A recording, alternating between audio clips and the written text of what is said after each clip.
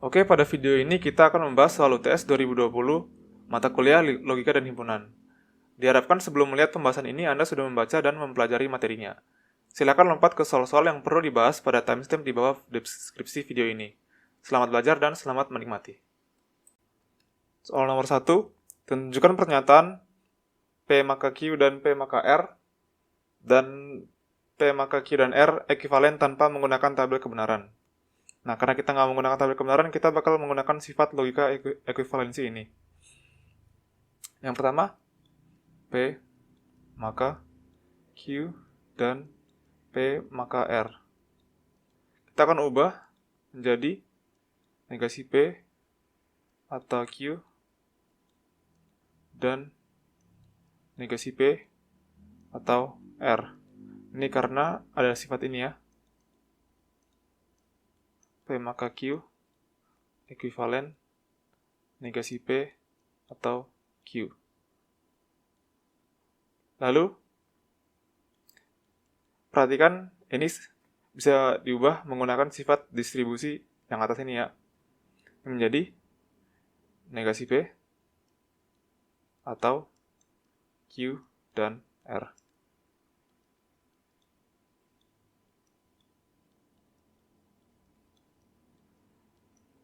Lalu ini bisa diubah lagi menggunakan ekuivalen logika bersyarat. Jadi P maka Q dan R.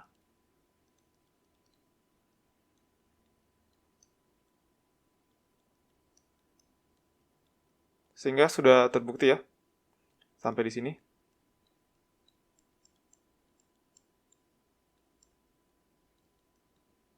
Terbukti P maka Q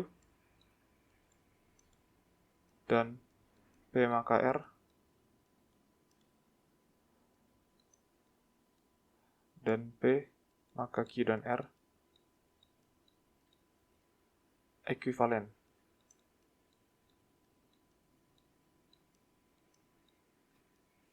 Oke, soal nomor 2. Buktikan kesamaan himpunan berikut dengan menggunakan logika ekuivalensi.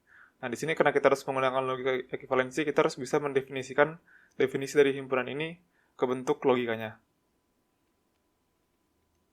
A min B komplement. Ini sama dengan X, di mana X bukan elemen dari A min B. Oke, ini dari definisi komplement. Lalu, ini X bisa jadi negasi dari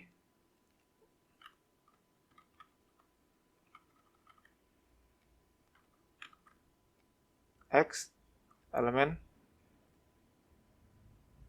A min B. Ini definisi dari tidak berada. Karena ini kan tidak berada di sini kan, bisa diubah jadi seperti ini.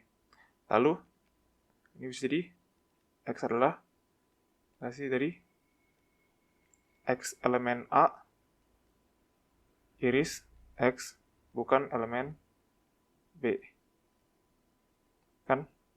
Ini adalah definisi dari selisih. Yang ini. Lanjut. Ini berarti jadi X di mana negasi X elemen A dan X bukan elemen B. Ini definisi dari irisan. Lalu X ini bisa dibuat pakai De Morgan ya, langsung dalam, jadi negasi X elemen A atau negasi X bukan elemen B.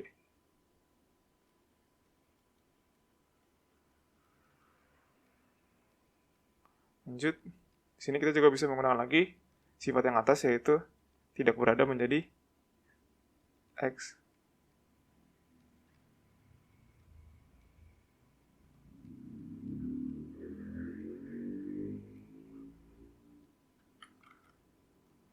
Kan definisi tidak berada.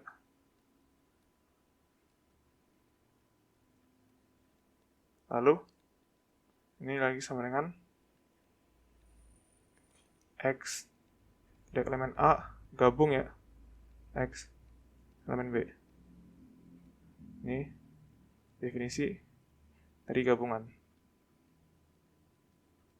Sehingga bisa diubah lagi kembali jadi A komplement gabung B. Definisi komplement. Itu ya. Sehingga udah terbukti melalui ekuivalensi logika ekuivalen terbukti A min B komplement sama dengan A komplement gabung B. Soal nomor 3, sebuah toko mengadakan survei terhadap produk yang mereka produksi dengan hasil sebagai berikut. Dari 1.000 orang yang ditanyakan, terdapat 816 suka coklat, 723 suka es krim, 645 suka kue, 562 suka coklat dan es krim, 463 suka coklat dan kue, 470 suka es krim dan kue, serta 310 orang yang suka ketiga-tiganya. Apakah Anda percaya dengan hasil survei tersebut? Jelaskan jawaban saudara. Oke, sebelum menjawab itu kita bisa cari dulu kebenaran dari ini ya, data ini. Kita tahu bahwa jumlah orang ditanya adalah himpunan universalnya ya, ada 1.000 orang. Lalu kita buat C adalah orang yang suka coklat. Itu ada 816. Lalu orang yang suka es krim kita buat E. Itu ada 723. Lalu yang suka kue itu ada 645. Yang suka coklat dan es krim ada 562. Yang suka coklat dan kue ada 463. Yang suka es krim dan kue ada 470. Lalu yang suka ketiga-tiganya sama dengan 310. Lalu di sini di datanya ada 1.000 orang dan asumsi kita semua orang ditanyakan jawabannya ya. Sehingga himpunan universal sama dengan himpunan gabungan dari semua hasil respon dari surveinya ya. Seperti ini.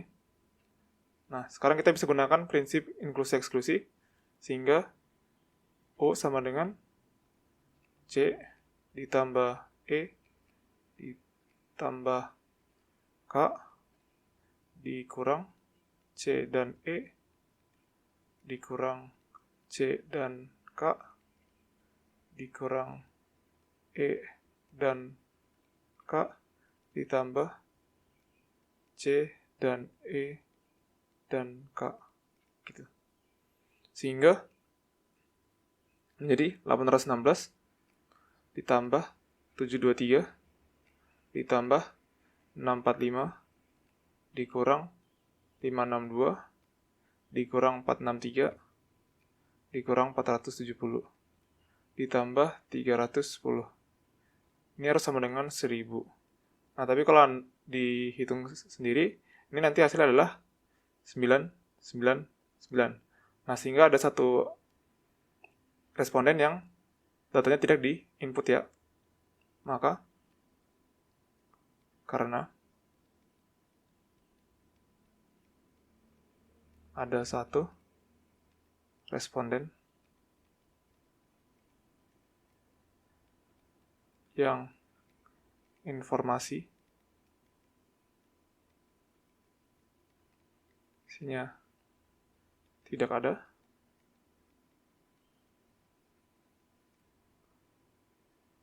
maka hasil survei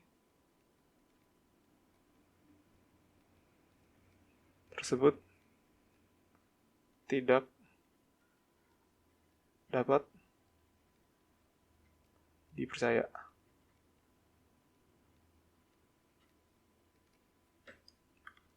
Soal nomor 4, nyatakan kalimat berikut dengan menggunakan predikat dan kuantifikasi.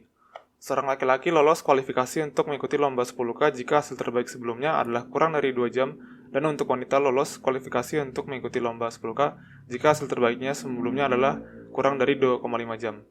Oke, di sini kita perhatiin dulu subjek yang diamatin adalah ini ya, seorang laki-laki. Terus deskripsi dari laki-laki itu adalah dia lolos kualifikasi untuk mengikuti lomba 10K. Terus ada syaratnya, jika laki-laki tersebut hasil terbaik sebelumnya adalah kurang dari 2 jam. Terus lanjut lagi di sini untuk wanita, oke, ada subjek lagi, deskripsinya lolos kualifikasi untuk mengikuti lomba 10K dan syaratnya jika hasil terbaik sebelumnya adalah kurang dari 2,5 jam. Oke, sekarang kita bisa buat domainnya.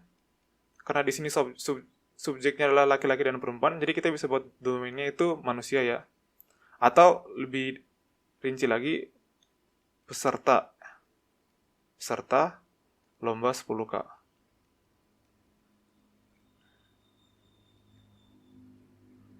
Kan? Lalu kita bisa buat predikat PX di mana X adalah wanita. Seperti itu. Lalu kita buat lagi misalkan LX di mana X adalah laki-laki. Lalu kita buat lagi misalnya SX di mana hasil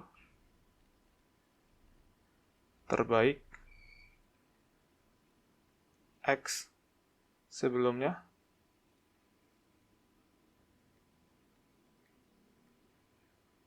kurang dari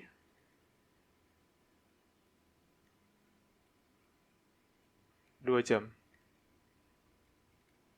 Terus yang RX hasil terbaik X sebelumnya kurang dari 2,5 jam. Dan TX itu adalah X lolos kualifikasi.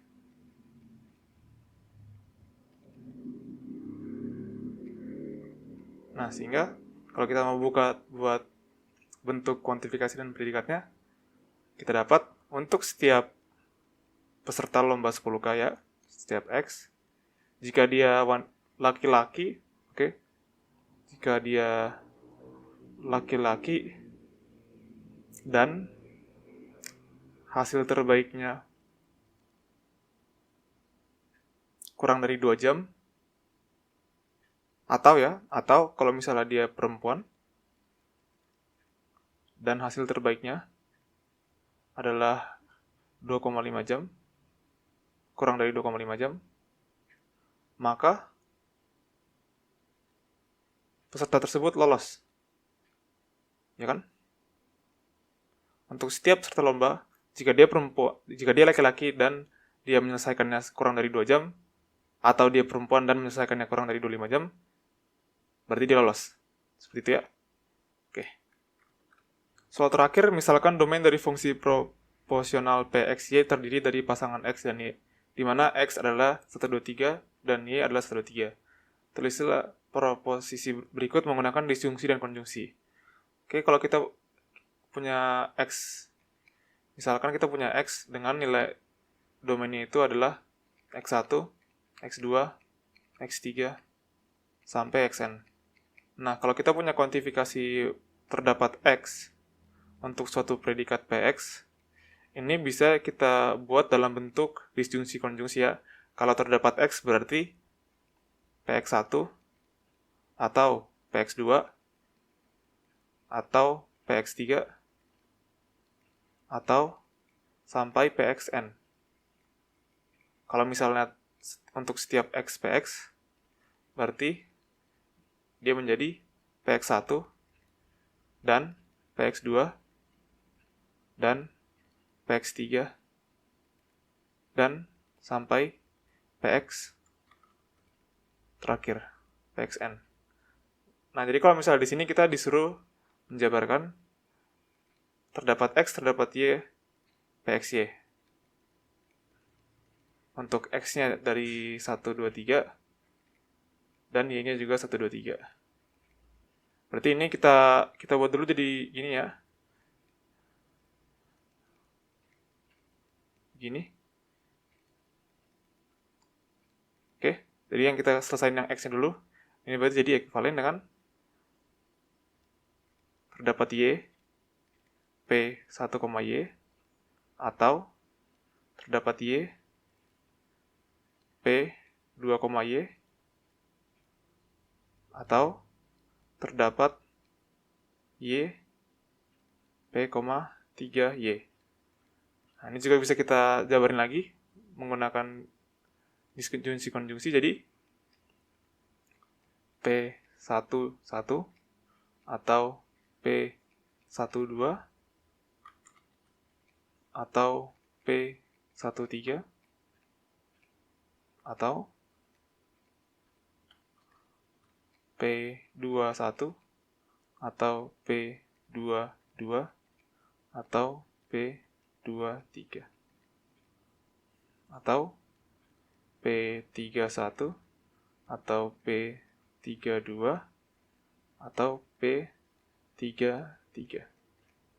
Sehingga terdapat X, terdapat Y, Pxy sama dengan, nah ini kan karena semuanya sama arahnya, berarti bisa langsung dipercaya, nggak usah dikurungin. Jadi atau P13 atau P21 atau P22 atau P23 atau P31 atau P32 atau P33. Tuh. Terima kasih sudah menonton video ini. Semoga dengan video ini Anda semakin memahami materinya. Dan jangan lupa untuk belajar.